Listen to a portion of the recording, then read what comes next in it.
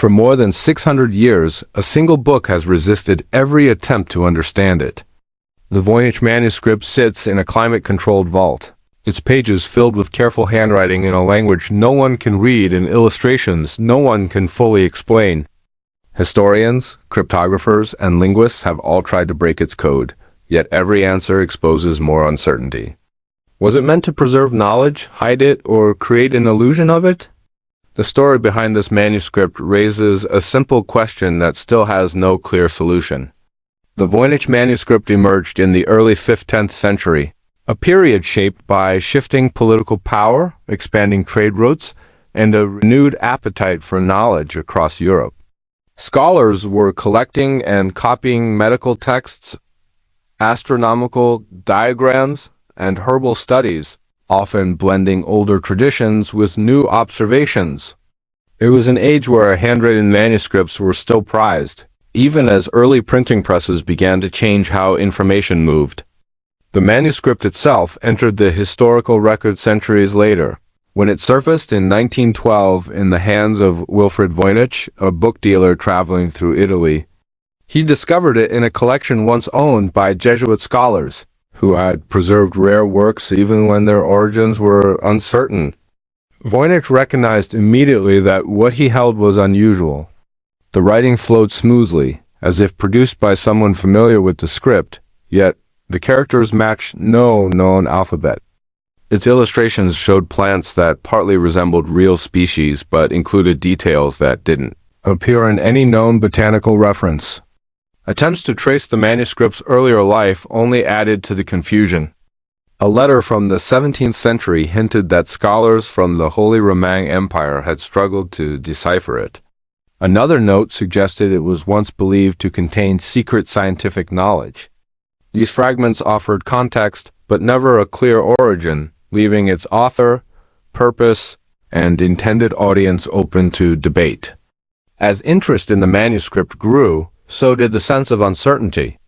Each generation of researchers approached it with new tools and fresh optimism, only to face the same wall of unreadable text. The mystery deepened as modern experts tried to uncover what earlier scholars had missed. Over the last century, the Voynich Manuscript has drawn specialists from many fields, each convinced that a new method might unlock its meaning. Early attempts focused on the handwriting itself. Paleographers dated the ink and vellum, confirming that the pages were genuinely medieval and not a modern fabrication. This helped establish the manuscript's age but did little to clarify why it was written or who created it. Cryptographers soon took interest. Some believed the text hid a cipher used to conceal sensitive knowledge. During World War I, military codebreakers examined the manuscript, confident that their experience with complex encryption systems would reveal a pattern. They found none.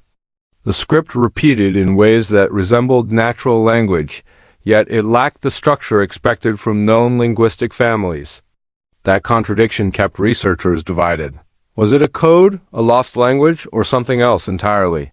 By the late 20th century, computer analysis offered new ways to study the text. Algorithms identified statistical patterns suggesting that the manuscript followed consistent linguistic rules, even if they were unfamiliar.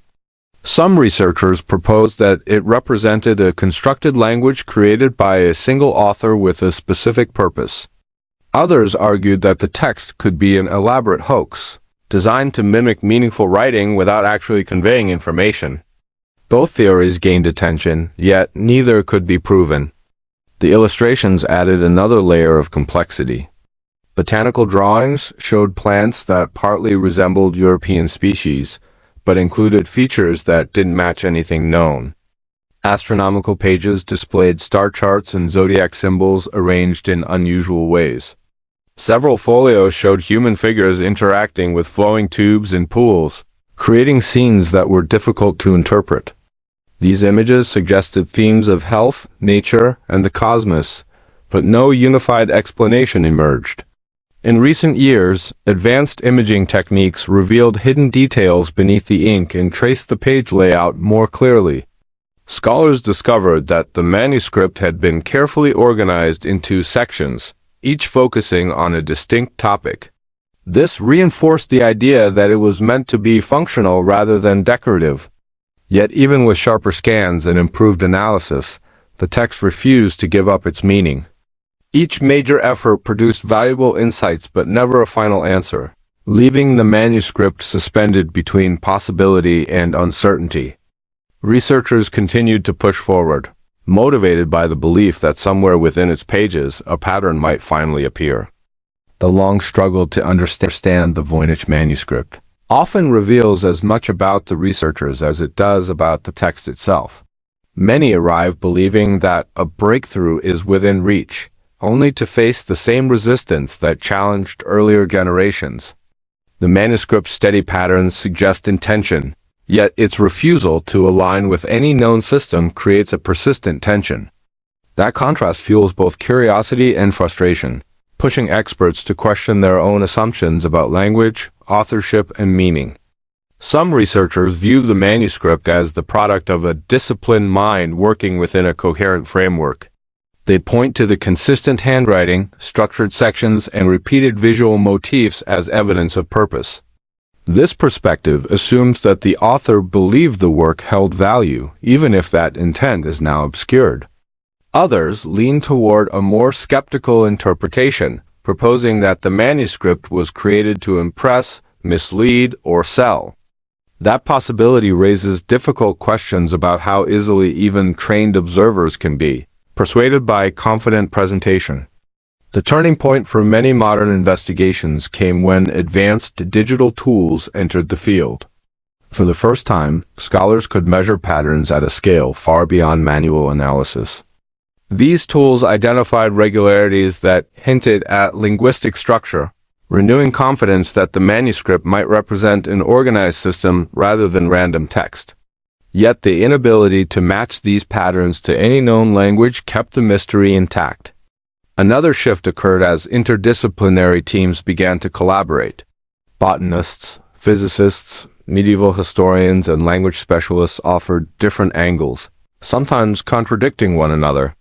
Their combined efforts revealed that the manuscript blended recognizable themes with elements that resisted clear classification. This mixture kept researchers invested, caught between promising clues and lingering uncertainty. Despite these developments, the manuscript continues to sit at a crossroads where possibility outweighs proof. Each new insight brings the story closer to understanding, yet none have closed the gap entirely.